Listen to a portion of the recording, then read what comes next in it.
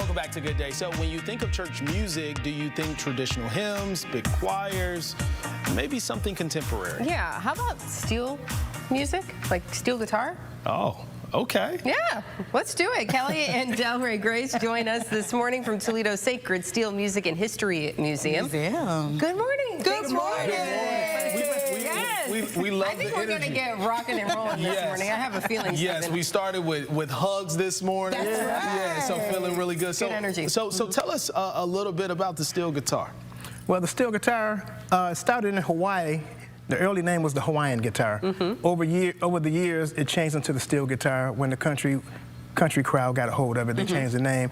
But for over 80 years, African Americans have used this instrument, you know, in their church worship services to give praise unto the Lord. Wow.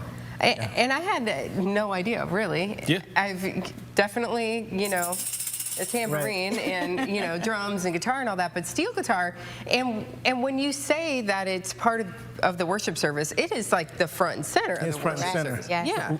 Most traditional churches use the organ, Hammond organ, or the piano. But in this particular church organization, the Church of the Living God, which was founded in 1903 by a lady named Mary Lena Lewis Tate, this particular church have always used the steel guitar. Two brothers, Truman and Willie Eason. I'm the historian, so We can tell. Well, they got to Truman and Willie Eason, they brought the steel guitar into the church, and it's a national church organization. So it caught on when they started using this instrument in like the general conventions and things like that. And it trickled down, and it caught my attention in the 1970s because we belonged to one of those churches. They're established all over the country. And in the 1940s, they established one in Toledo, Ohio. And so that's the one that my mother and father met at that church, and they married, and there's 8 of us, you know.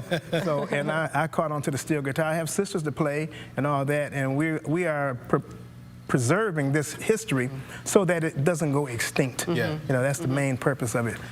So talking about preserving the history, why is that so important to preserve the history of the steel guitar? Legacy is always important. You know, a lot of these individuals, I started to notice that they started dying off, the pioneers, you know. And I was like, we need to do something about that because there's no documentation of their music anywhere other than on church recordings. And so I started preserving, Kelly and I, officially in 2009. And we have the largest repository right now of videos and audio footage of African-American steel guitar players in the world. Our end game was always to museum this information at some point. And so that's where we are now. The Lord has blessed us with some space inside the Collingwood Presbyterian Church. And so what's the date? April 27th? April 27th. That's our grand opening. 11 o'clock will be our grand opening. Double ribbon cutting. Okay. Because I'm also the historian for the Toledo Quartet Musical Association here locally. And so I was like, well, should nobody preserve your history either? I might as well do 2 for 1. He's a historian. He is into the history. I can't turn it off. What will people, when they come out, you know, on the 27th, or, you know, when they come afterwards, what are they going to see in this museum? So there's a ton of musicians from all over the United States.